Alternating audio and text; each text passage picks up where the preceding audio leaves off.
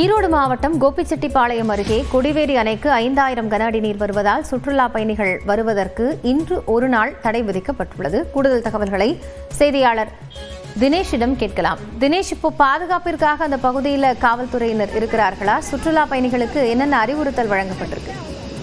வணக்கம் காயத்ரி. ஈரோடு மாவட்டத்தில் நேற்று இரவு முதலே கனமழையானது பெய்து வருகிறது. இந்த நிலையில் கொடிவேரி அணை நீர்பிடிப்பு பகுதிகளில் நேற்று இரவு பெய்த கனமழையால் பவானி ஆற்றில் கிட்டத்தட்ட 5000 கன அடி உபரி நீர் சென்று கொண்டிருப்பதால் சுற்றுலா பயணிகள் நலன் கருதி நேற்றே 1000 கன அடி சென்ற நிலையில் இன்று இரண்டாவது நாளாக 5000 கன அடி செல்வதால் இரண்டாவது நாளாக கொடிவேரி அணைக்கு சுற்றுலா பயணிகள் செல்ல நீர்வளத்துறையினர் தடை விதித்துள்ளனர். அதனைத் தொடர்ந்து 5000 கன அடி செல்வதால் இன்று சுற்றுலா பயணிகள் இன்று ஒரு நாள் மட்டும் தடை விதிக்கப்பட்டுள்ளது.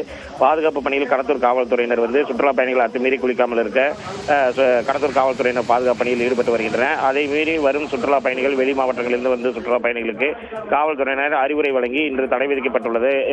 ஆழமான பகுதிக்கு செல்ல வேண்டாம் எனவும் தண்ணீரில் இறங்க வேண்டாம் எனவும் எச்சரிக்கை விடுத்து வருகின்றனர். நீர்வளத்துறை பொறுத்தவரையிலும் பரிசல் இயக்க வேண்டாம் எனவும் பவானி ஆற்றங்கரையோர உள்ள கிராம மக்கள் எச்சரிக்கையாக இருக்கும்படியும் அறிவுரை வழங்கியுள்ளனர்.